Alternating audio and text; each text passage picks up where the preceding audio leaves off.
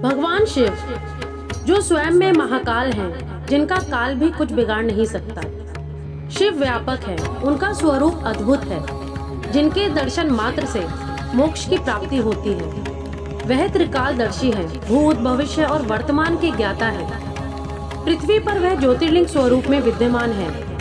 हिंदू पुराण के अनुसार भगवान शिव की आराधना से मनुष्य की सभी मनोकामनाएं पूर्ण होती हैं। शिवलिंग पर मात्र जल चढ़ाने से भगवान शिव प्रसन्न हो जाते हैं। इसीलिए हमारे सनातन हिंदू धर्म में भगवान शिव के 12 ज्योतिर्लिंगों का विशेष महत्व है और मान्यता है कि इनके दर्शन करने वाला व्यक्ति सबसे सौभाग्यशाली होता है। भगवान शिव के 12 ज्योतिर्लिंग भारतवर्ष के अलग अलग भागों में स्थित हैं। इन ज्योतिर्लिंग के दर्शन, पूजन एवं आराधना से भक्तों के जन्म जन्मांतर के सारे पाप नष्ट हो जाते हैं, दुख दूर होते हैं और धन संपदा वैभव प्रसिद्धि की प्राप्ति होती है। तो दोस्तों, आज हम आपको हमारे इस वीडियो के द्वारा भगवान शिव के 12 ज्योतिर्लिंगों की उत्पत्ति और उनकी महिमा के विषय में बताने जा रहे हैं। स्वागत है आपका हमारे चैनल द इनसाइडर वॉइस में।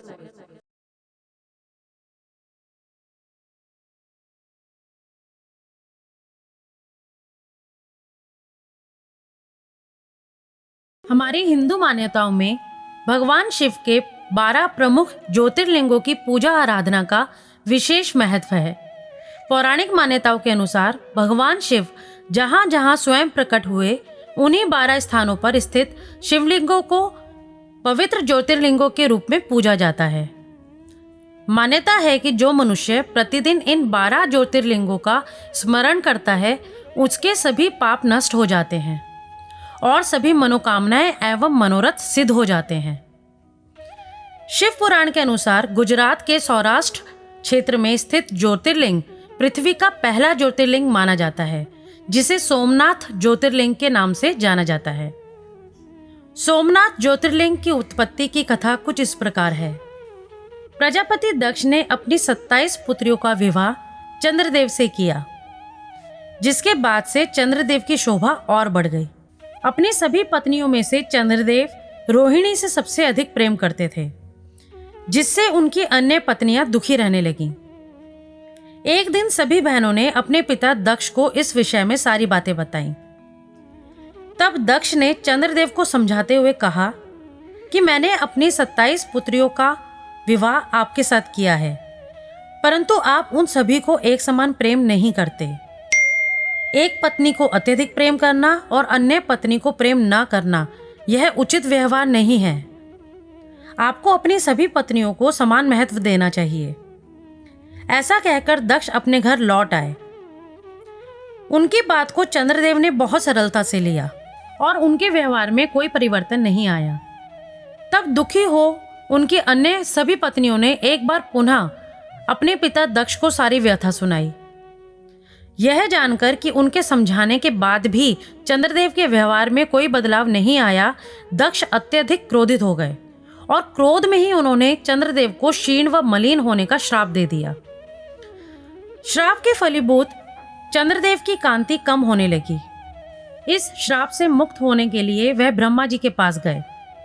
ब्रह्मा जी ने पहले तो उनकी पत्नियों के प्रति उनके व्यवहार की निंदा की, परंतु चंद्रदेव की प्रार्थना पर ब्रह्मा जी ने उन्हें एक उपाय बताते हुए कहा कि प्रभास क्षेत्र में विधि विधान से भगवान शिव की आराधना करो, वही तुम्हारे संकटों का निवारण कर सकते हैं। चंद्रदेव ब्रह्मा जी द्वारा बताए गए स्थान पर गए। वहां जाकर उन्होंने महामृत्युंजय के 10 करोड़ जाप पूरे किए। जाप पूरा होते ही भगवान शिव प्रसन्न होकर चंद्रदेव के सामने प्रकट हुए और चंद्रदेव को मनोवांछित वर मांगने के लिए कहा। तब चंद्रदेव ने हाथ जोड़कर बोले, हे प्रभु, यदि आप मेरी भक्ति से प्रसन्न हैं तो कृपा कर मेरे क्षय रोग को दूर कीजिए।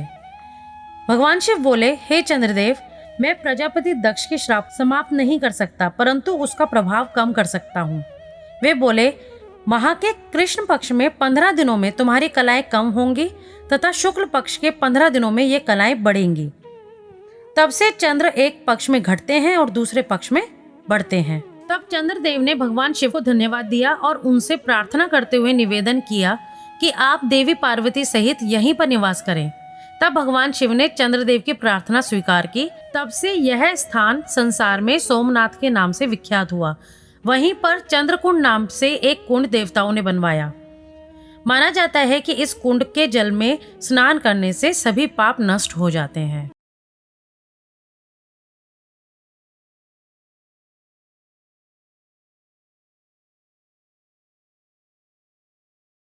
आंध्र प्रदेश में कृष्णा नदी के किनारे श्रीशैल पर्वत पर श्री मल्लिकार्जुन ज्योतिर्लिंग विराजमान है। इसे दक्षिण का कैलाश कहते हैं। शिव पुराण के अनुसार मल्लिकार्जुन ज्योतिर्लिंग भगवान शिव तथा देवी पार्वती दोनों का संयुक्त रूप है। मल्लिका का अर्थ है देवी पार्वती तथा अर्जुन भगवान शिव का प्रतीक है। इस प्रकार से इस ज्योतिर्लिंग में भगवान शिव और देवी पार्वती दोनों की ज्योतियां प्रतिष्ठित हैं। महाभारत के अनुसार श्रीशैल पर्वत पर भगवान शिव का पूजन करने से अश्वमेध यज्ञ करने का फल प्राप्त होता है। अनेक धर्म ग्रंथों में इस स्थान की महिमा का व्याख्यान है। कुछ ग्रंथों में तो यहाँ तक लिखा है कि श्रीशैल पर्वत दर्शन मात्र से लोगों के सारे कष्ट दूर हो जाते हैं। मल्लिकार्जुन ज्योतिर्लिंग की उत्पत्ति की पौराणिक कथा कुछ इस प्रकार है। एक बार की बात है, भगवान शिव और माता पार्वती कैलाश पर्वत पर विराजमान थे। तभी उनके दोनों पुत्रों कार्तिकेय और गणेश के बीच मतभेद हो गया। कार्तिकेय का कहना था कि वे बड़े हैं, इसलिए उनका विवाह पहले होना चाहिए, किंतु श्री गणेश अपना विवाह पहले करना चाहते थे। तब दोनों भाई फैसले के लिए अपने माता पिता के पास पहुंचे। दोनों भाइयों ने सारी बातें भगवान शिव और माता पार्वती को बताईं। कुछ सोच विचार करके भगवान शिव बोले, तुम दोनों में जो कोई इस पृथ्वी की परिक्रमा करके सबसे पहले यहाँ आ जाएगा, उसी का विवाह पहले होगा। शर्त सुनते ही कार्तिकेय जी पृथ्वी की परिक्रमा करने के लिए दौड़ पड़े। इधर स्थूलकाय श्री गणेश जी, जिनका वाहन भी था चूहा, भला इतनी शीघ्रता से परिक्रमा कैसे कर सकते थे? श्री गणेश के सामने यह बहुत बड़ी समस्या थी। श्री गणेश जी शरीर से जरूर स्थूल थे, परंतु बुद्धि के वे बहुत तेज थे। उन्होंने कुछ सोच विचार किया और अपनी माता पार्वती और पिता महादेव से एक आसन पर बैठने का आग्रह किया।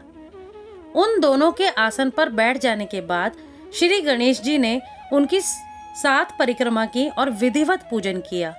इस प्रकार श्री गणेश माता पिता की परिक्रमा कर पृथ्वी की परिक्रमा से प्राप्त होने वाले फल की प्राप्ति के अधिकारी बन गए।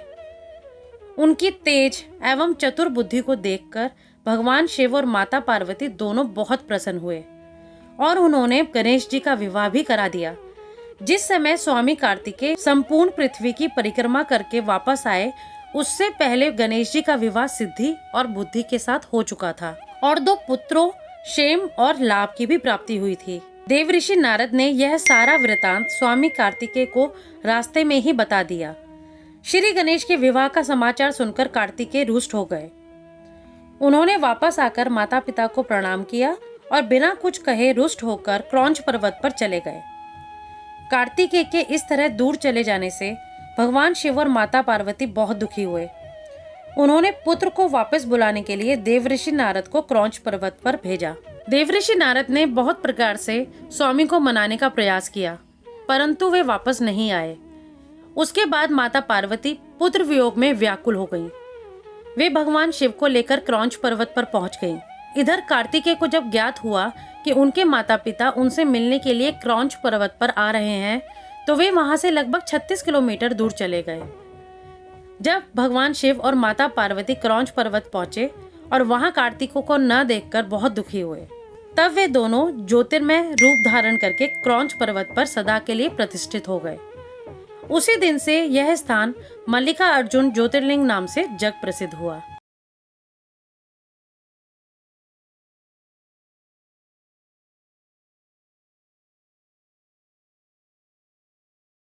महाकालेश्वर ज्योतिर्लिंग भारतवर्ष के 12 ज्योतिर्लिंगों में से तीसरा प्रमुख ज्योतिर्लिंग है।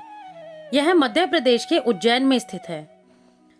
यहाँ पर शिवलिंग का श्रृंगार भस्म से किया जाता है और भस्म आरती द्वारा महाकाल को जगाया जाता है। महाकालेश्वर ज्योतिर्लिंग के उत्पत्ति से संबंधित कथा कुछ इस प्रकार है। अवंतिकापुरी, जिसे आज हम उज्जैन के नाम से जानते हैं, में एक ब्राह्मण रहते थे।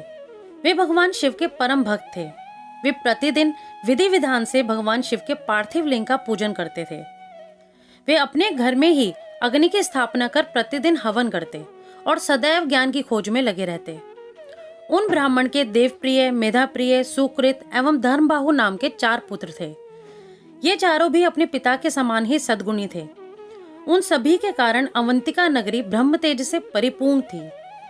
अवंतिका नगरी के पास ही रत्नमाला नाम का एक पर्वत था। उसी पर्वत पर दूषण नाम का एक दैत्य रहता था। उसने घोर तपस्या कर ब्रह्मा जी को प्रसन्न करके अजय होने का वर प्राप्त कर लिया। इच्छित वर प्राप्ति के बाद वह दैत्य धर्म का शत्रु ही बन गया। वह धर्म का नाश करने लगा, सभी देवताओं और मनुष्यों को परेशान करने लगा। वह ब्राह्मण एवं धर्म का पालन करने वालों पर आक्रमण कर उन पर अत्याचार करने लगा। एक दिन दूषण अपनी सेना के साथ अवंतिका नगरी पहुंचा। वहां पहुंचकर उन दैत्यों ने उस नगरी को तहस नहस करना आरंभ कर दिया। दूषण ने अपने सैनिकों को आदेश दिया कि जो भी ब्राह्मण उसकी आज्ञा का पालन न करे उसे दंडित किया जाए। सभी जगह हाहाकार मच गया। ब्राह्मणों पर होने वाले अत्याचार का समाचार जब उन चारों ब्राह्मण पुत्रों तक पहुंचा तब भी वे भयभीत नहीं हुए। उन्हें भगवान शिव पर पूर्ण विश्वास था।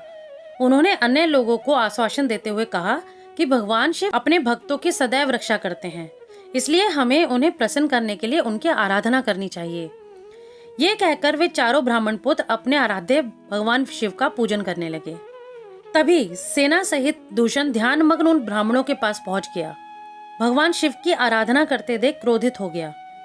क्रोधित हो उसने अपने सैनिकों को उन्हें मार डालने का आदेश दिया। उन चारों ब्राह्मण पुत्रों पर कोई असर नहीं हुआ और वे वैसे ही ध्यान मग्न रहे। परंतु जैसे ही वह दैत्य उन ब्राह्मणों को मारने के लिए आगे बढ़े तभी उसी समय भगवान शिव पार्थिव लिंग में से प्रकट हुए। उन्होंने पल भर में ही सभी दैत्यों को मार डाला। शिवजी को साक्षात सामने पाकर वे सभी ब्राह्मण उनकी स्तुति करने लगे। भगवान शिव ने प्रसन्न होकर उन ब्राह्मण पुत्रों को वरदान मांगने के लिए कहा। अपने आराध्य भगवान शिव के वचन सुनकर ब्राह्मण पुत्र बोले, हे प्रभु, यदि आप हमारी आराधना से प्रसन्न हैं तो हम पर कृपा कर हमें अपने चरणों में स्थान दे, ताकि हम जीवन मरण के बंधन से छूट जाएं और आपके दर्शनों की हमारी अभिलाषा पूरी हो। तब अपने भक्तों की इच्छा को पूरा करते हुए सदाशिव उसी स्थान पर ज्योतिर्मय रूप में शिवलिंग में स्थित हो गए और वह लिंग महाकालेश्वर नाम से जग प्रसिद्ध हुआ। जय भोलेनाथ।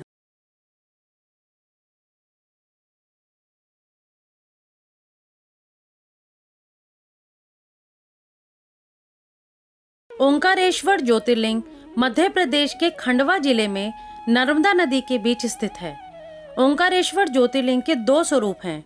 एक को ओंकारेश्वर और दूसरे को ममलेश्वर के नाम से जाना जाता है। अलग होते हुए भी इनकी गिनती एक ही तरह से की जाती है। इन दोनों शिवलिंगों को एक दूसरे से पृथक नहीं माना जाता।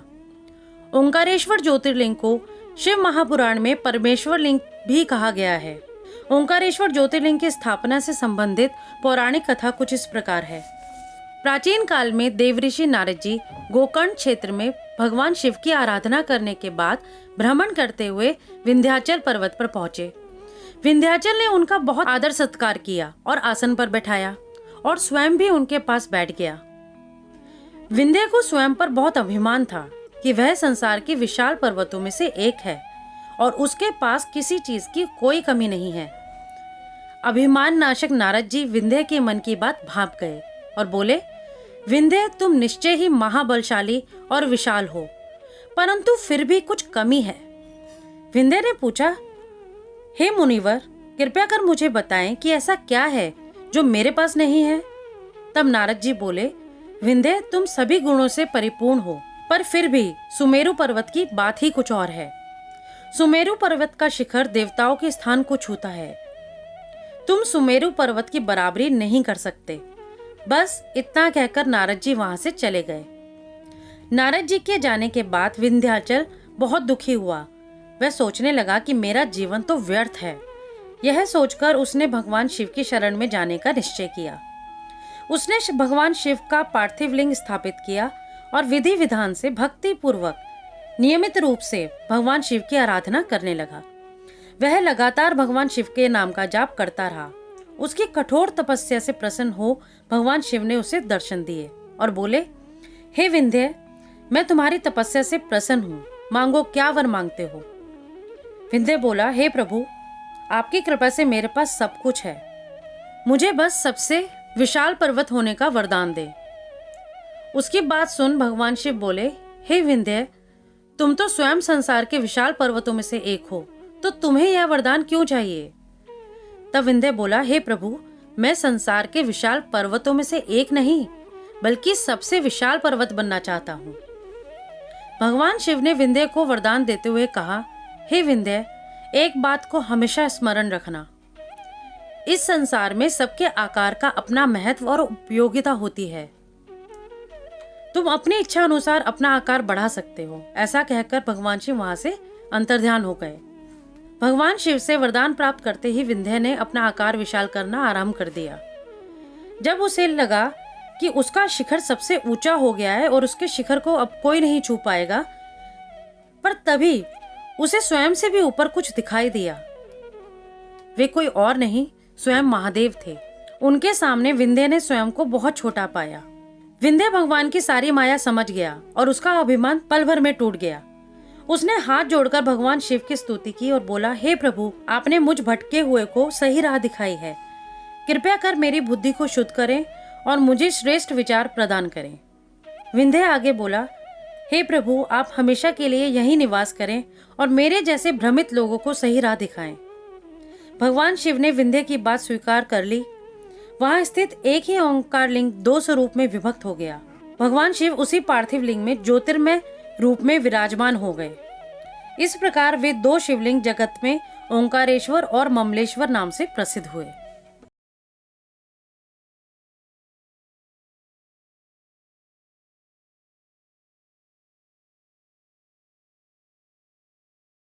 आज हम बात करेंगे भगवान शिव के 12 ज्योतिर्लिंगों में से 5वें ज्योतिर्लिंग श्री केदारनाथ के बारे में।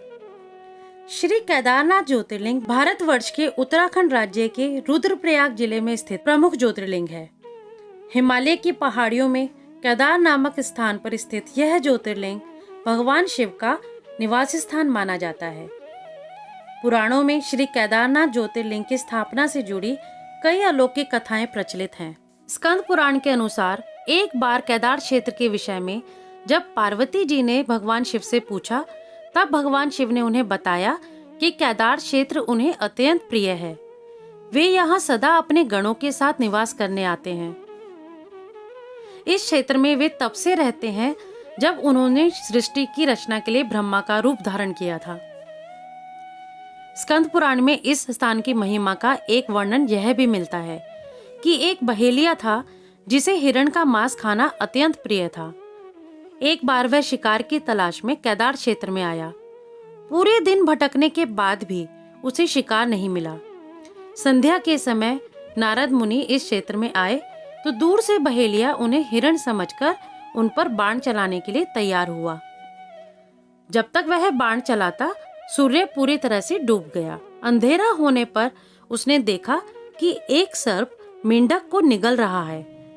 मृत होने के बाद मेंढक शिव रूप में परिवर्तित हो गया। इसी प्रकार बहेलिये ने देखा कि एक हिरण को सिंह मार रहा है। मृत हिरण शिव गणों के साथ शिवलोक जा रहा है। इस अद्भुत दृश्य को देखकर बहेलिया हैरान था। उसी समय नारद मुनि ब्राह्मण वेश में बहेलिये के समक्ष उपस्थित हुए। बहेलिये ने नारद मुनि से इस अद्भुत दृश्य के विषय में पूछा। नारद मुनि ने उसे समझाया कि यह अत्यंत पवित्र क्षेत्र है। इस स्थान पर मृत होने पर पशु पक्षियों को भी मुक्ति मिल जाती है। इसके बाद बहेलिये को अपने पाप कर्मों का स्मरण हो आया कि किस प्रकार उसने पशु पक्षियों की हत्या की है। बहेलिये ने नारद मुनि से अपनी मुक्ति का उपाय पूछा। नारद मुनि से भगवान शिव का ज्ञान प्राप्त करके बहेलिया केदार क्षेत्र में रहकर शिव उपासना में लीन हो गया और मृत्यु के पश्चात उसे शिवलोक में स्थान प्राप्त हुआ। केदारनाथ ज्योतिर्लिंग से जुड़ी दूसरी कथा शिव पुराण में वर्णित है, जो इस प्रकार है। भगवान विष्णु के नर नारायण नामक अवतार ने बद्रिका आश्रम में तपस्या करनी आरंभ कर दी। तब अपने उन दोनों श्रेष्ठ भक्तों की इच्छा पूर्ण करने हेतु भगवान शिव पार्थिव लिंग में उनके पूजन को ग्रहण करने के लिए आते थे। इस प्रकार नर नारायण को भगवान शिव का पूजन करते करते बहुत समय व्यतीत हो गया। इससे उनकी भक्ति भावना दिन प्रतिदिन प्रबल होती गई और वे शिव जी को प्रसन्न करने हेतु उनका पूजन करते रहे। उनकी उत्तम तपस्या से प्रसन्न होकर भगवान शिव उनके समक्ष प्रकट हो गए और बोले, हे नर नारायण, मैं तुम्हारी आराधना से बहुत प्रसन्न हूँ, तुम मुझसे वर मांगो। तब वे दोनों भगवान शिव को प्रणाम करते हुए बोले, हे देवेश्वर, यदि आप हम पर प्रसन्न हैं तो हमारी प्रार्थना से आप साक्षात रूप में यहाँ सदा विराजमान रहें। उन दोनों के अनुरोध पर देवादिदेव महादेव हिमालय के केदार नामक उस तीर्थ में ज्योतिर्लिंग रूप में स्थित हो गए और वह ज्योतिर्लिंग संसार में केदारेश्वर नाम से प्रसिद्ध हुआ। केदारनाथ ज्योतिर्लिंग की एक और रोचक कथा महाभारत से जुड़ी है।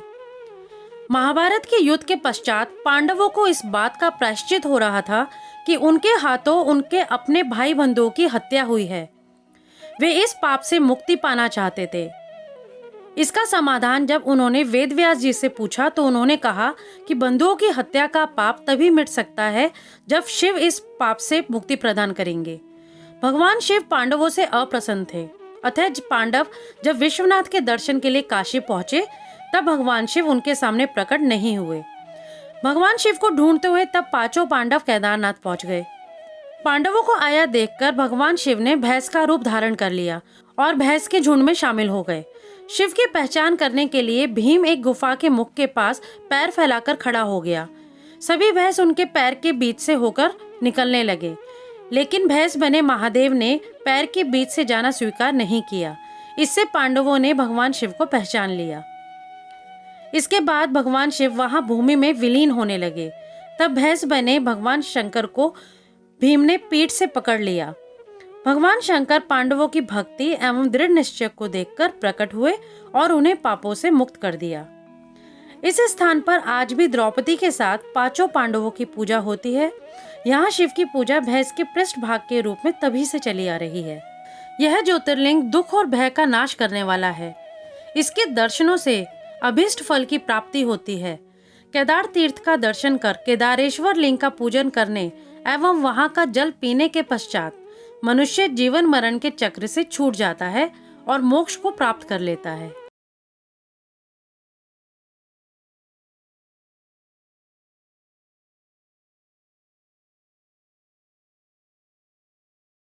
भगवान शिव के 12 ज्योतिर्लिंगों में छठा स्थान भीमाशंकर ज्योतिर्लिंग का है। यह ज्योतिर्लिंग महाराष्ट्र के पुणे से लगभग 110 किलोमीटर दूर पर्वत पर स्थित है। भीमाशंकर ज्योतिर्लिंग को मोटेश्वर महादेव के नाम से भी जाना जाता है। तो आइए जानते हैं भीमाशंकर ज्योतिर्लिंग के स्थापना से संबंधित पौराणिक कथा। प्राचीन काल में भीम नाम का एक बलशाली राक्षस अपनी माता कर्कटी के साथ एक पर्वत पर निवास करता था। बड़े होने के बाद भीम ने अपनी माता से पूछा कि उसके पिता कहाँ हैं, कौन हैं और हम इस प्रकार अकेले क्यों रहते हैं। उसके प्रश्नों का उत्तर देते हुए कर्कटी बोली, तुम्हारे पिता लंकापति रावण के छोटे भाई कुंभकर्ण थे, जिनका वध श्री राम ने किया था। कर्कटी ने आगे बताया कि कुंभकर्ण से पहले उसका विवाह विराध नाम के राक्षस से हुआ था। विराध का वध भी श्री राम के हाथों ही हुआ था। उसकी मृत्यु के पश्चात वह अपने माता पिता के साथ रहने लगी, लेकिन एक दिन माता पिता को एक मुनि ने श्राप द्वारा भस्म कर दिया। उसके बाद इसी पर्वत पर उसकी भेंट कुंभकर्ण से हुई और दोनों ने विवाह कर लिया और उसी समय श्री राम ने लंका पर आक्रमण कर दिया और श्री राम के हाथों कुंभकर्ण का वध हुआ। सारी बात जानकर भीम के मन में भगवान विष्णु के प्रति क्रोध हुआ और उसने भगवान विष्णु से अपने पिता की मृत्यु का बदला लेने का निश्चय कर लिया। उसने ब्रह्मा जी को प्रसन्न करने के लिए कठोर तप किया। उसकी कठोर तपस्या से प्रसन्न होकर ब्रह्मा जी ने उसे वरदान मांगने के लिए कहा। तब भीम राक्षस बोला, हे परमपिता, यदि आप मेरी तपस्या से प्रसन्न हैं तो मुझे महाबलशाली होने का वर प्रदान करें। ब्रह्मा जी तथास्तु कहकर वहां से अंतर्ध्यान हो गए। वर प्राप्त करने के पश्चात वह अपनी माता कर्कटी के पास गया और बोला कि मैं अपने पिता के वध का बदला अवश्य लूंगा। यह कहकर भीम वहां से चला गया। उसने देवताओं के साथ भयंकर युद्ध किया और विजयी हुआ। फिर उसने कामरूप देश के राजा से युद्ध किया और विजय प्राप्ति के बाद उसने राजा को कैद कर लिया। राजा बहुत बड़ा शिव भक्त था। उसने जेल में ही पार्थिव लिंग बनाकर भगवान शिव का पूजन आरंभ कर दिया और ओम नमः शिवाय मंत्र का जाप करने लगा। दूसरी ओर राजा की पत्नी भी भगवान शिव की आराधना करने लगी।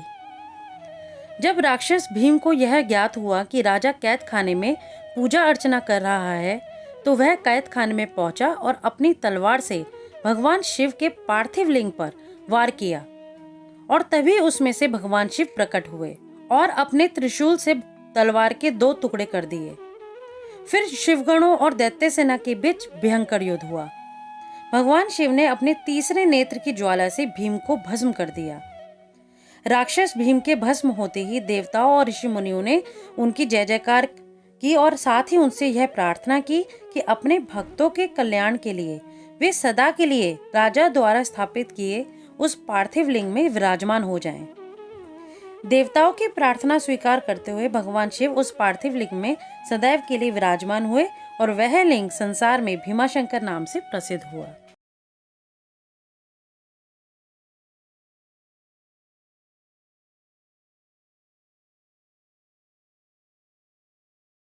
भगवान शिव के 12 ज्योतिर्लिंगों में से 7वां ज्योतिर्लिंग उत्तर प्रदेश की काशी नगरी में विराजमान है। शिव पुराण के अनुसार काशी विश्वेश्वर ज्योतिर्लिंग की महिमा के विषय में स्वयं भगवान शिव ने माता पार्वती को बताते हुए कहा है कि मनुष्यों को भक्ति और मुक्ति प्रदान करने वाला उत्तम धाम है काशी। काशी में मृत्यु को प्राप्त करने वाले मनुष्यों को मोक्ष की प्राप्ति हो जाती है। काशी में निवास करने वाले भक्त बिना जाति, वर्ण, ज्ञान, कर्म, दान, संस्कार एवं भजन के सीधे मुक्ति को प्राप्त होते हैं। विश्वेश्वर ज्योतिर्लिंग के निर्माण की कथा शिव पुराण में वर्णित है, जो इस प्रकार है। बहुत समय पहले निर्विकार परम ब्रह्मा ने निर्गुण से सगुण रूप लिया और परमात्मा सगुण रूप में शिव कहलाए और 2 रूपों में प्रकट हुए, पुरुष रूप में शिव एवं स्त्री रूप में शक्ति नाम से प्रसिद्ध हुए। शिव और शक्ति ने मिलकर प्रकृति एवं पुरुष जो स्वयं श्री हरि विष्णु हैं की रचना की। प्रकृति और पुरुष रूपी श्री हरि विष्णु स्वयं को देख व्याकुल हो गए और सोच में पड़ गए। तभी एक आकाशवाणी हुई कि तुम दोनों को जगत की उत्पत्ति हेतु तपस्या करनी होगी, तभी सृष्टि का विस्तार होगा।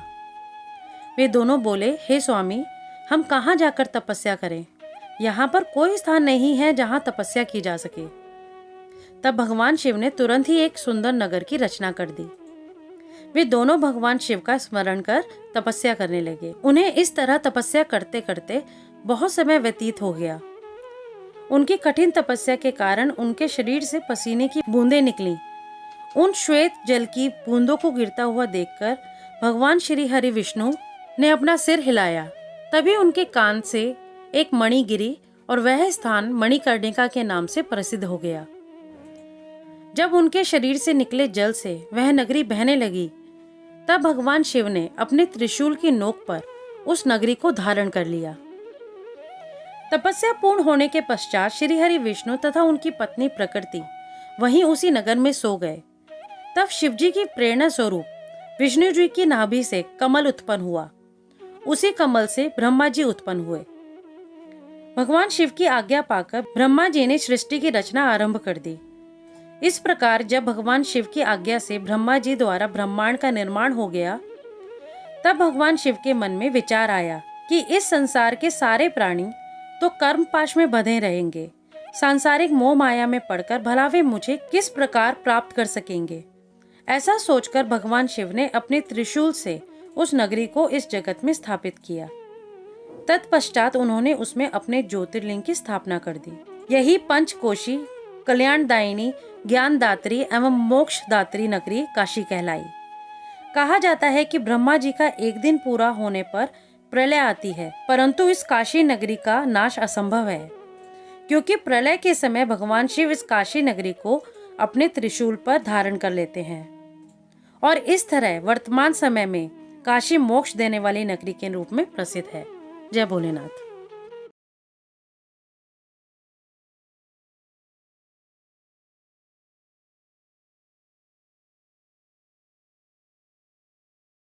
भगवान शिव के 12 ज्योतिर्लिंगों में से 8वां स्थान त्र्यंबकेश्वर ज्योतिर्लिंग का है। ये ज्योतिर्लिंग महाराष्ट्र के नासिक जिले में स्थित है। तो चलिए जानते हैं त्र्यंबकेश्वर ज्योतिर्लिंग की स्थापना से जुड़ी एक रोचक पौराणिक कथा के बारे में। प्राचीन काल में गौतम नाम के महर्षि अपनी पत्नी अहिल्या के साथ दक्षिण दिशा में ब्रह्मगिरी नामक पर्वत पर रहते थे। उन्होंने वहां दीर्घकाल तक तपस्या की। एक समय वहां भयंकर अकाल पड़ा, पीने के लिए जल भी उपलब्ध नहीं था। वहां रहने वाले मनुष्य तथा पशु पक्षी सभी उस जगह को त्याग कर दूसरी जगह चले गए। तब गौतम ऋषि ने 6 महीने तक कठोर तपस्या की। उनकी तपस्या से प्रसन्न होकर वरुण देव ने उन्हें साक्षात दर्शन दिए और वर मांगने के लिए कहा। तब महर्षि गौतम ने कहा कि हे वरुण देव, आप तो सर्वज्ञाता है। आप जानते हैं कि वर्षा न होने के कारण सभी प्राणी व्याकुल है। तो मैं चाहता हूं कि वर्षा हो जाए और सभी प्राणियों के दुख दूर हो जाए। महर्षि गौतम की बात सुनने के बाद वरुण देव बोले, ये वरदान तो आपको सर्वेश्वर शिव ही दे सकते हैं, अतः आप मुझसे कोई और वरदान मांग ले। तब महर्षि गौतम बोले, हे प्रभु, आप मुझे जलदान दीजिए। तब गौतम जी की विनती स्वीकार करते हुए वरुण देव ने उन्हें एक गड्ढा खोदने के लिए कहा। वरुण देव की आज्ञा अनुसार उन्होंने तुरंत एक बड़ा सा गड्ढा खोद दिया। वरुण देव ने उस गड्ढे को जल से भर दिया और बोले, इस गड्ढे का जल कभी खाली नहीं होगा और पृथ्वी पर तुम्हारे ही नाम से इसकी प्रसिद्धि होगी। और इतना कहकर वरुण देव अंतर्धान हो गए। महर्षि गौतम ने वहां धान, जौ आदि अनेक प्रकार के अन्न और तरह तरह के फूल फल के वृक्ष लगा दिए। देखते ही देखते वहां हर जगह हरियाली हो गई। उस स्थान को छोड़कर गए सभी जीव वापस लौट आए और सभी प्रसन्नता पूर्वक वहां रहने लगे। एक बार अन्य ब्राह्मणों की पत्नियां उस पवित्र जल के विषय पर महर्षि गौतम की पत्नी अहिल्या से नाराज हो गई और उन्होंने इस विषय पर अपने पतियों को उकसाया। इसके बाद उन ब्राह्मणों ने गौतम मुनि का अनिष्ट करने के लिए श्री गणेश जी की आराधना की। उनके पूजन से गणपति जी प्रसन्न हुए और वर मांगने के लिए कहा। तब उन ब्राह्मणों ने गणेश जी से कहा कि हे भगवान, यदि आप हमें वर देना चाहते हैं तो ऐसा कोई उपाय कीजिए जिससे गौतम मुनि ये स्थान छोड़कर चले जाए। गणेश जी ने कहा, ऋषियों, तुम सब ध्यान से मेरी बात सुनो। इस समय तुम उचित कार्य नहीं कर रहे हो। बिना किसी अपराध के उन पर क्रोध करने से तुम्हारी ही हानि होगी। आप सभी कोई और वरदान मांग लीजिए। परंतु जब ऋषि नहीं माने तो उनको इच्छित वरदान देकर गणेश जी वहां से अंतर्धान हो गए। कुछ दिनों के बाद गणेश जी एक दुर्बल गाय का रूप धारण करके गौतम ऋषि के धान और जौ के खेतों के पास पहुंचे। जब महर्षि गौतम ने देखा कि वह गाय उनके खेत को नष्ट कर रही है तो स्वयं एक तिनका हाथ में लेकर उसे बाहर निकालने लगे। उस तिनके से पीड़ित होकर गाय धरती पर गिरी और मर गई।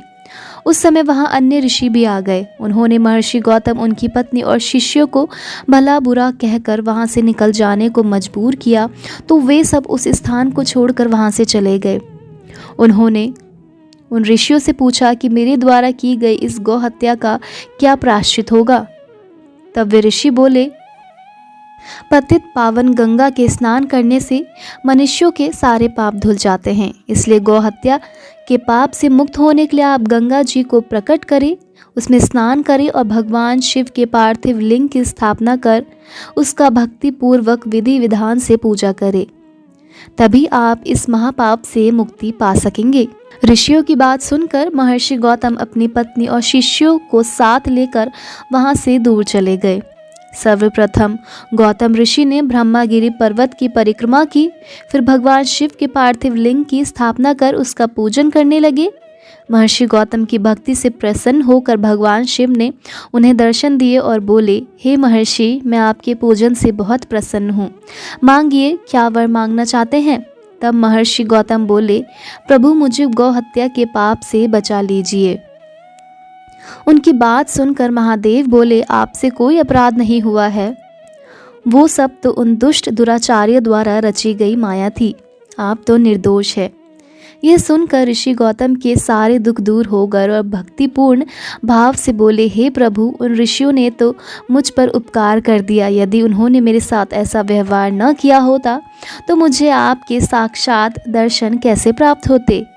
उनकी बात सुनकर भगवान शिव बहुत प्रसन्न हुए और कहा, तुम धन्य हो और सभी ऋषियों में श्रेष्ठ हो। तुम मुझसे कोई उत्तम वर मांगो। गौतम बोले, प्रभु, यदि आप प्रसन्न हैं तो लोक कल्याण के लिए मुझे गंगा प्रदान कीजिए। तब भगवान शिव की आज्ञा से गंगा एक सुंदर स्त्री का रूप धारण कर वहाँ प्रकट हो गई। गौतम मुनि ने गंगा माता को प्रणाम करके कहा कि आप संपूर्ण जगत को पवित्र करने वाली हो, इसलिए नरक में गिरते हुए मुझ गौतम को पवित्र करे। तब उनकी प्रार्थना से प्रसन्न होकर गंगा जी ने उनके पापों को अपने निर्मल जल से धो दिया। तब भगवान शिव बोले, हे गंगे, आप पापों का नाश करने वाली है, इसलिए लोक कल्याण के लिए यहीं पृथ्वी पर विराजे और सच्चे मन एवं भक्ति भावना से अपने जल में स्नान करने वाले श्रद्धालुओं के पाप को नष्ट करे। ये सुनकर गंगा जी बोली, हे प्रभु, मैं तो सदा आपके अधीन हूँ। आपकी आज्ञा मेरे लिए सर्वोपरि है, परंतु मेरी आपसे ये प्रार्थना है कि आप माता पार्वती के साथ मेरे पास ही निवास करें, ताकि मैं सदा की भांति आपके पास रहूं। तब गंगा जी के वचन सुनकर कल्याणकारी भगवान शिव बोले, हे गंगे, तुम्हारी मनोकामना मैं अवश्य पूरी करूंगा। ये कहकर भगवान शिव वहाँ से त्र्यंबकेश्वर नाम से ज्योतिर्मय रूप में स्थित हो गए। गंगा जी वहाँ पर गौतम ऋषि के नाम से प्रसिद्ध होकर गौतमी गंगा कहलाई।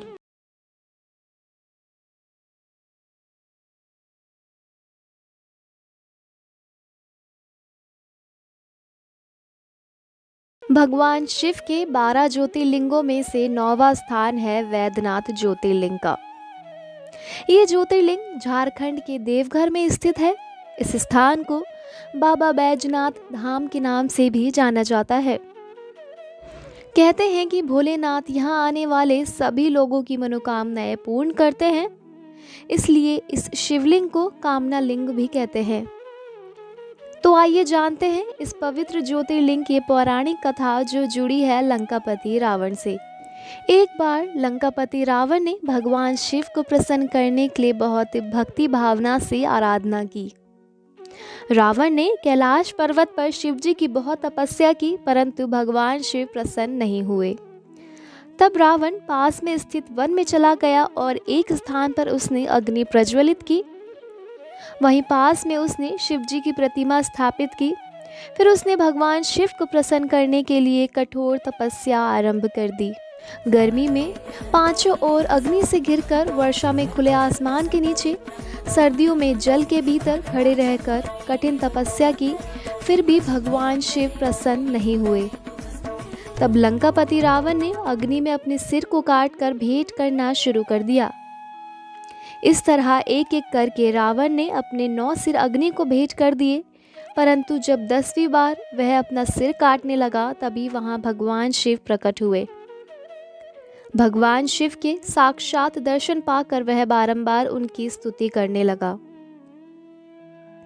तब भगवान शिव बोले, हे लंकापति रावण, मांगो, क्या मांगना चाहते हो? रावण बोला, हे देवों के देव महादेव, यदि आप मेरी तपस्या से संतुष्ट है तो मुझ पर कृपा कर मेरे साथ लंका चलकर रहे और मेरे आतिथ्य को स्वीकार करे। मैं आपकी शरण में आया हूँ, कृपया कर मेरे मनोरथ को पूर्ण करे। ऐसे में रावण की बात सुनकर भगवान शिव आश्चर्य में पड़ गए। भगवान शिव ने रावण को अपना ज्योतिर्मय लिंग प्रदान किया और कहा कि मैं इस शिवलिंग में ज्योतिर्मय रूप से स्थित हूँ, इसलिए तुम इसे अपने स्थान पर ले जाओ, पर एक बात का ध्यान रखना कि इसे रास्ते में कहीं भी भूमि पर न रखना, अन्यथा तुम इसे आगे नहीं ले जा सकोगे और यह वहीं पर स्थित हो जाएगा। तब भगवान शिव का आशीर्वाद एवं शिवलिंग लेकर रावण वहां से अपने राज्य की ओर चल दिया। रास्ते में शिवजी की माया से रावण को लघुशंका की इच्छा हुई। तभी उसने एक ग्वाले को वहां से जाते हुए देखा। उसने ग्वाले से प्रार्थना पूर्वक शिवलिंग को पकड़ने के लिए कहा और साथ ही भूमि पर न रखने का भी निर्देश दिया। ग्वाला काफी देर तक शिवलिंग को पकड़कर रखा, लेकिन अधिक भारी होने के कारण उसने शिवलिंग को भूमि पर रख दिया और भगवान शिव के कहे अनुसार वह शिवलिंग वहीं स्थित हो गया। रावण जब लौट कर आया तब 10 लाख प्रयास करने के बावजूद शिवलिंग वहां से टस से मस नहीं हुआ। अंत में रावण को खाली हाथ लंका लौटना पड़ा और यही शिवलिंग संसार में वैद्यनाथेश्वर के नाम से प्रसिद्ध हुआ।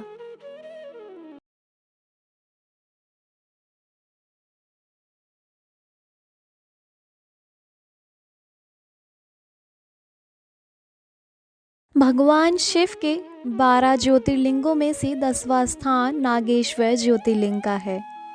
नागेश्वर ज्योतिर्लिंग गुजरात के द्वारकापुरी से लगभग 25 किलोमीटर की दूरी पर स्थित है। यहाँ भगवान शिव स्वयं नागेश्वर तथा देवी पार्वती नागेश्वरी के रूप में विराजमान है। नागेश्वर शब्द का अर्थ है नागों के भगवान। नाग जो हमेशा भगवान शिव की गर्दन के चारों ओर लिपटे हुए उनकी शोभा को बढ़ाते हैं। जितना अद्भुत और आदित्य ये ज्योतिर्लिंग है, उतनी ही अद्भुत और आदित्य है इसकी कथा। आइए जानते हैं इस ज्योतिर्लिंग से संबंधित पौराणिक कथा के बारे में। प्राचीन समय में दारुक नाम का एक राक्षस था। उसकी पत्नी का नाम दारुका था। वे दोनों पश्चिम में स्थित सुंदर वन में रहते थे जो समुद्र से बहुत पास था। वहाँ रहने वाले मनुष्य और सभी जीव दोनों के अत्याचारों से काफ़ी ज़्यादा दुखी थे। एक दिन वे सभी ऋषि ओर्व के पास पहुँचे और उन्हें अपने दुख का कारण बताया और प्रार्थना की कि हम सब आपकी शरण में आए हैं, अतः आप हमारी रक्षा करें। उन सभी की बात सुनकर ऋषि बोले, आप चिंता ना करें, अधर्मियों का नाश अवश्य ही होता है। उन्हें आश्वासन देकर उन्होंने वापस भेज दिया। उन सभी के जाने के बाद ऋषि ओर्व ने जन कल्याण हेतु तपस्या की और उन्होंने राक्षसों को श्राप दिया कि जब कोई राक्षस किसी धार्मिक कार्य में व्यवधान पहुंचाएगा या इस पृथ्वी लोक पर हिंसा करेगा तो वह वही मृत्यु को प्राप्त होगा। ऋषि ओर्व के श्राप देने के बाद देवताओं ने उन पर आक्रमण कर दिया। देवताओं और दानवों के बीच बड़ा भयानक युद्ध हुआ। हजारों राक्षसों को देवताओं ने अपने प्रहार से मार गिराया। दानवों को इस प्रकार प्रताड़ित होता देखकर दारुका को अपना वर याद आया। दारुका ने कठिन तपस्या कर उनसे वरदान प्राप्त किया था कि वह जहाँ भी जाएगी अपने वन को भी साथ ले जा सकती है। बस ये वर याद आते ही उसने राक्षसों से कहा कि आप सभी इस प्रकार भयभीत ना हो, मैं आपका भय अवश्य दूर करूंगी। ये कहकर दारुका ने राक्षसों के साथ उस वन को उठाकर समुद्र के मध्य में स्थित कर दिया। वहाँ वे सभी दानव भयमुक्त रहने लगे। वहाँ पर भी उनके अत्याचार खत्म नहीं हुए। वहाँ के जानवरों और समुद्र में रहने वाले जीवों पर उनके क्रूर अत्याचार शुरू हो गए। एक दिन दारुका ने देखा कि बहुत से मनुष्य नावों में बैठकर उसके वन के पास से गुजर रहे हैं। दारुका ने ये सूचना अन्य दानवों को दी। दानवों ने उन मनुष्यों को पकड़कर कैद कर लिया। उन मनुष्यों में से एक सुप्रिय नामक बनिया था जो भगवान शिव का परम भक्त था। उसने कारावास में ही भगवान शिव का पार्थिव लिंग स्थापित किया और विधिवत पूजन अर्चन आरंभ कर दिया। उसे इस तरह भक्तिपूर्ण आराधना करते देख अन्य मनुष्य भी उसके साथ आराधना करने लगे। उन्हें भगवान शिव की पूजा करते देख काफ़ी समय व्यतीत हो गया। दानव उन्हें हैरानी से देखते पर उन्हें समझ में नहीं आता था कि वे आखिरकार किसकी पूजा कर रहे हैं। एक दिन सुप्रिय को ध्यान मग्न पूजा करते हुए दारुक के एक दूत ने देख लिया और सारी बात दारुक को बता दी।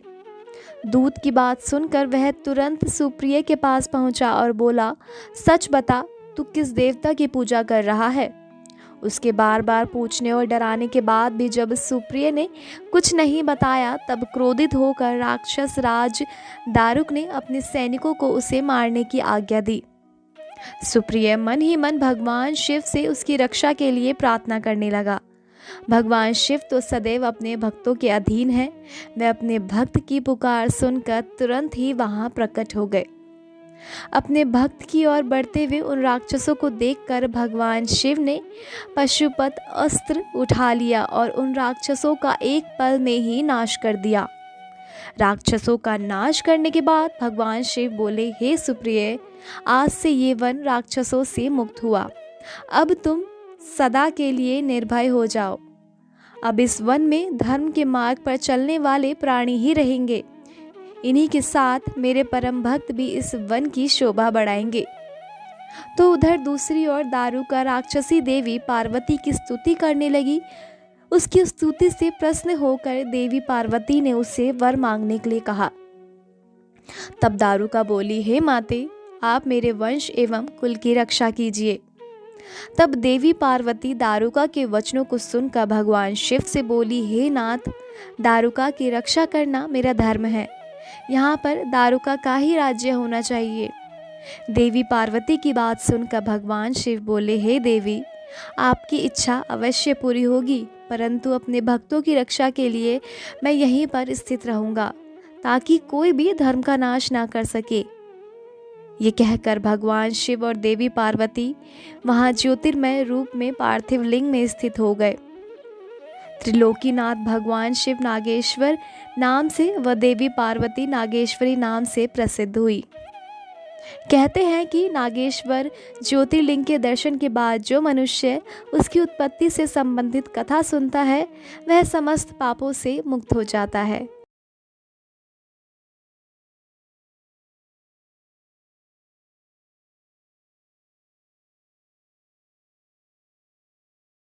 दक्षिण भारत में तमिलनाडु राज्य के रामनाथपुरम जिले में स्थित रामेश्वरम मंदिर भगवान शिव के 12 ज्योतिर्लिंगों में से प्रमुख ज्योतिर्लिंग है।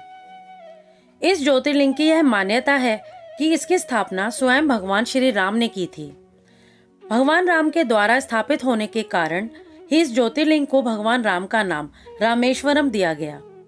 आइए जानते हैं पुराणों में वर्णित रामेश्वरम ज्योतिर्लिंग की कथा।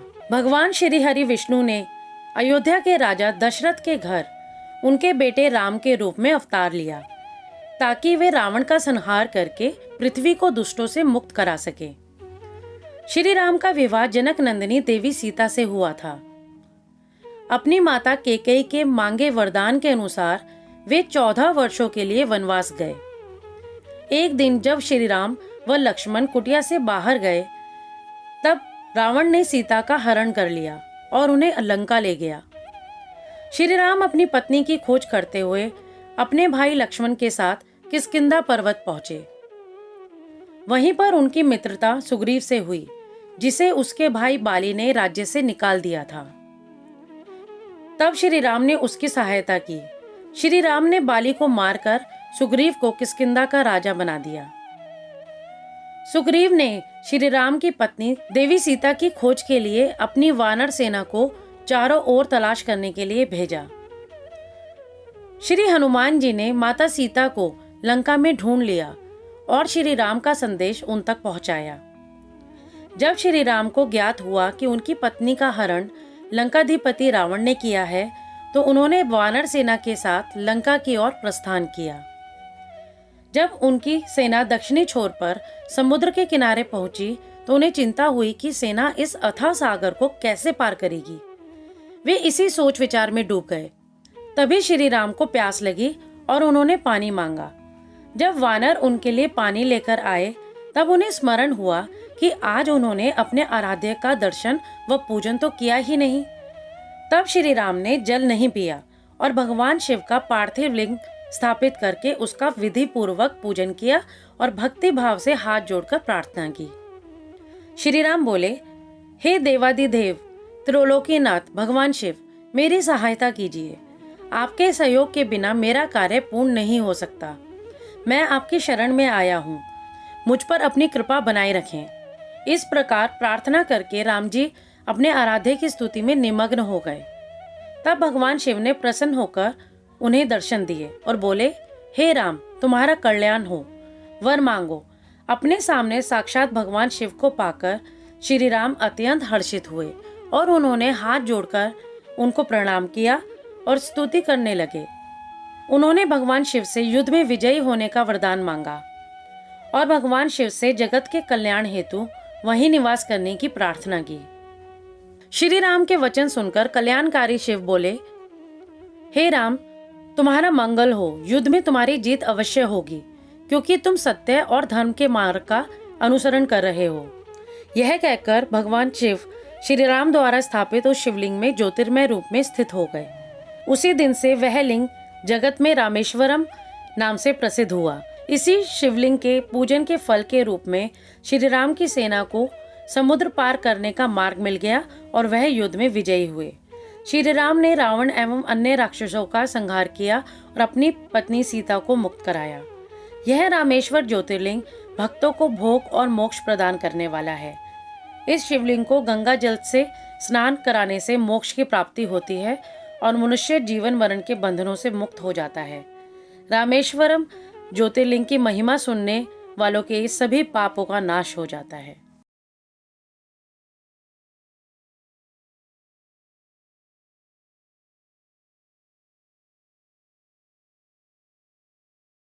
श्री घुश्मेश्वर ज्योतिर्लिंग महाराष्ट्र प्रदेश के दौलताबाद से बाहर मीलों दूर वैरुठ गांव के पास स्थित है।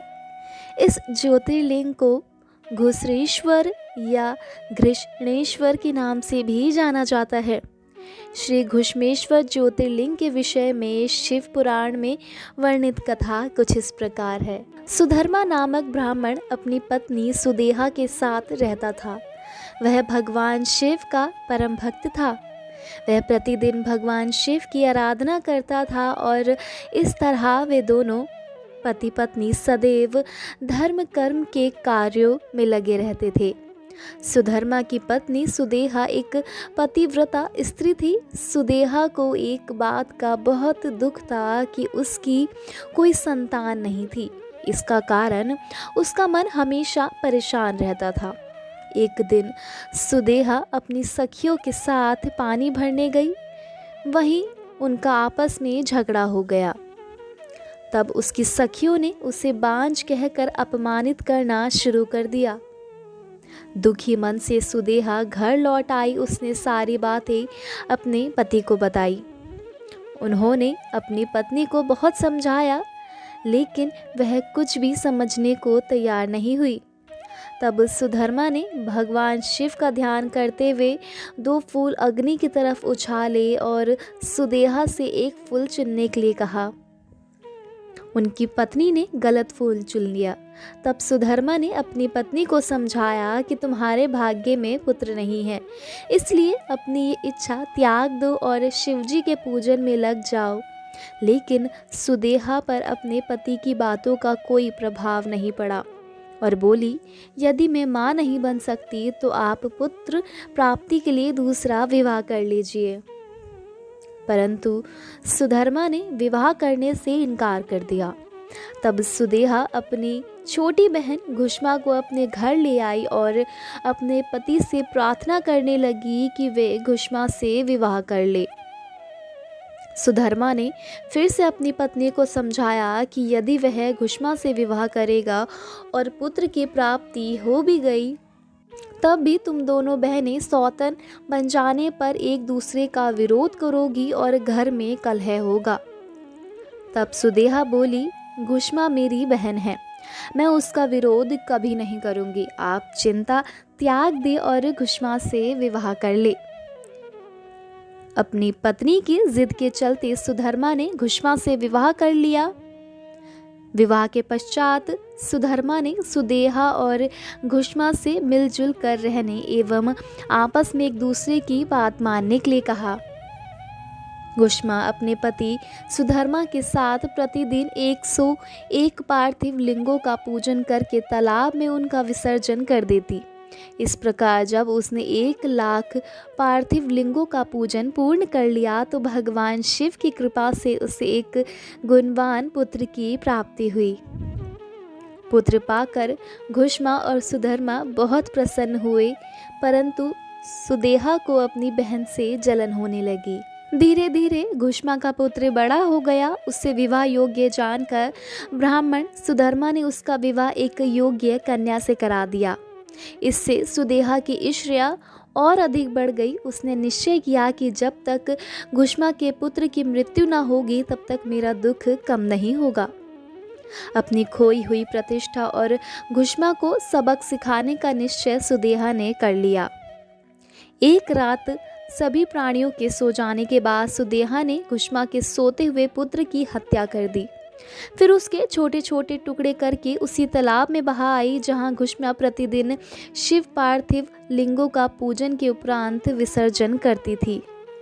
घर आकर सुदेहा आराम से सो गई। प्रातःकाल उठकर सुधर्मा भगवान शिव का पूजन करने चले गए। सुदेहा और घुष्मा भी अपने अपने काम में लग गई।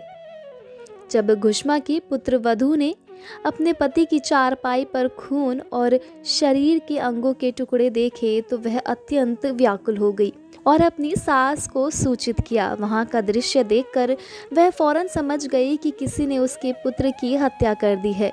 ये जानकर घुष्मा जोर जोर से रोने लगी। सुदेहा भी उनकी देखा देखी आंसू बहाने लगी, परंतु मन में वह अपनी सौत के दुख से बहुत प्रसन्न थी। कुछ देर पश्चात सुधर्मा शिवजी के पूजन से वापस लौटे तो उन्हें सब बातें पता चली। सुधर्मा घुष्मा से बोले, देवी इस तरह से रोना छोड़ दो, अपने दुख को दूर करके अपना कार्य पूरा करो। भगवान शिव ने ही हमें कृपा करके पुत्र प्रदान किया था और वही उसकी रक्षा करेंगे, इसलिए तुम रोना छोड़ दो और अपना नित्य कर्म करो। तब पति की आज्ञा मानकर देवी घुष्मा ने शिवजी के पार्थिव लिंगों का पूजन किया और उन्हें बहाने के लिए तालाब पर गई। जब लिंगों का विसर्जन करने के उपरांत वह मुड़ी तो उससे अपना पुत्र वहीं तालाब के किनारे मिला। अपने पुत्र को जीवित पाकर वह बहुत प्रसन्न हुई और मन ही मन अपने आराध्य देव भगवान शिव का स्मरण करके उनका धन्यवाद व्यक्त करने लगी। उसी समय भगवान शिव वहाँ प्रकट हुए और बोले, देवी घुष्मा तुम्हारी आराधना से मैं प्रसन्न हूँ, मांगो क्या वर मांगना चाहती हो। तुम्हारी बहन सुदेहा ने ही तुम्हारे पुत्र की हत्या की थी, परंतु मैंने इसे पुनर्जीवित कर दिया है। मैं तुम्हारी सौत को उसकी करनी का दंड अवश्य दूंगा। भगवान शिव के वचन सुनकर देवी घुष्मा बोली, हे नाथ, सुदेहा मेरी बड़ी बहन है, इसलिए आप उनका अहित ना करें। तब शिवजी बोले, तुम्हारी सौत ने तुम्हारे पुत्र को मारा, फिर भी तुम उसको दंड नहीं देना चाहती हो। यह सुनकर घुष्मा ने कहा कि हे देवाधिदेव, उपकार करने वालों पर भी उपकार करना चाहिए। यह मैंने भगवद वाक्य में पढ़ा है और मैं यही मानती भी हूँ, अतः आप सुदेहा को क्षमा कर दे। तब घुष्मा की बात सुनकर शिवजी बोले, ठीक है, जैसा तुम चाहती हो वैसा ही होगा, तुम और कोई वर मांगो। ये सुनकर घुष्मा बोली, हे प्रभु, आप इस जगत का हित व कल्याण करने हेतु यही निवास करें। तब शिवजी बोले, हे देवी, तुम्हारी इच्छा पूरी करने हेतु मैं तुम्हारे ही नाम से घुष्मेश्वर कहलाता हुआ यहाँ निवास करूँगा। यह कहकर शिवजी ज्योतिर्मय रूप में शिवलिंग में स्थित हो गए। वह सरोवर शिवालय नाम से प्रसिद्ध हुआ। इस सरोवर के दर्शनों के बाद घुष्मेश्वर लिंग का दर्शन करने से अभिष्ट फलों की प्राप्ति होती है। इस प्रकार शिवजी वहां सदा के लिए स्थित हो गए। उधर सुधर्मा भी सुदेहा के साथ वहां आ पहुँचे और उन्हें सारी बातें ज्ञात हो गई। सुदेहा अपनी करने पर बहुत लज्जित हुई और उसने सबसे क्षमा याचना मांगी। उसके मन का मैल धुल गया। तत्पश्चात उन सब ने मिलकर शिवजी की 101 परिक्रमा की और उसके बाद सुखपूर्वक घर को चले गए।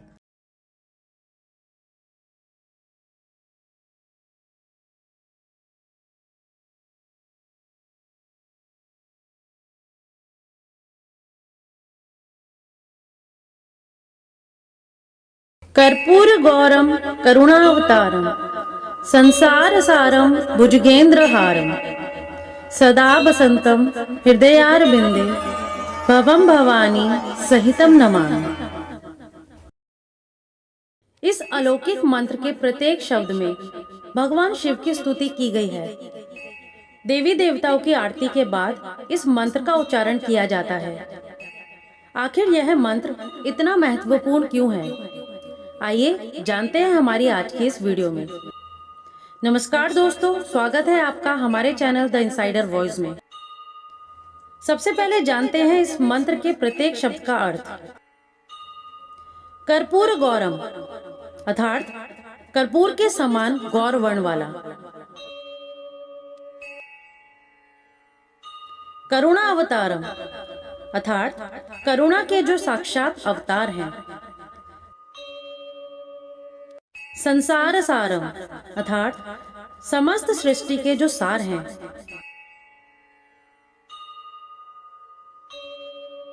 भुजगेंद्र हारम जो सांप को हार के रूप में धारण करते हैं। सदा वसंतम हृदयारविंदे भवम भवानी सहितम नमामि अर्थात जो शिव पार्वती के साथ सदैव मेरे हृदय में निवास करते हैं, उनको मेरा नमन है। हिंदू धर्म में श्रद्धालु मंदिरों में या घरों में होने वाली दैनिक पूजा विधान में देवी देवताओं की आरती पूर्ण होने के बाद कुछ वैदिक मंत्रों का उच्चारण अनिवार्य रूप से करते हैं। सभी देवी देवताओं की स्तुति के मंत्र भी अलग अलग हैं, लेकिन जब भी यज्ञ या पूजा संपन्न होती है, उसके बाद आरती की जाती है और आरती के पूर्ण होते ही इस दिव्य व अलौकिक मंत्र को विशेष रूप से बोला जाता है। भगवान शिव की ये स्तुति शिव पार्वती विवाह के समय विष्णु द्वारा गाई हुई मानी गई है। ये माना जाता है कि भगवान शिव जी शमशानवासी हैं। उनका स्वरूप बहुत भयंकर और अघोरी प्रवृत्ति वाला है, लेकिन ये स्तुति बताती है कि उनका स्वरूप बहुत दिव्य और सुंदर है। भगवान शिव को सृष्टि का अधिपति माना गया है। वे मृत्यु लोक के देवता हैं। उन्हें पशुपति नाम से भी जाना जाता है। पशुपति का अर्थ है संसार के जितने भी जीव हैं, उन सब का अधिपति। ये स्तुति इसी कारण से गाई जाती है कि जो इस समस्त संसार का अधिपति है, वो हमारे मन में वास करे। शिव शमशानवासी हैं, जो मृत्यु के भय को दूर करते हैं। ऐसे भगवान शिव हमारे मन में वास कर मृत्यु का भय दूर करें।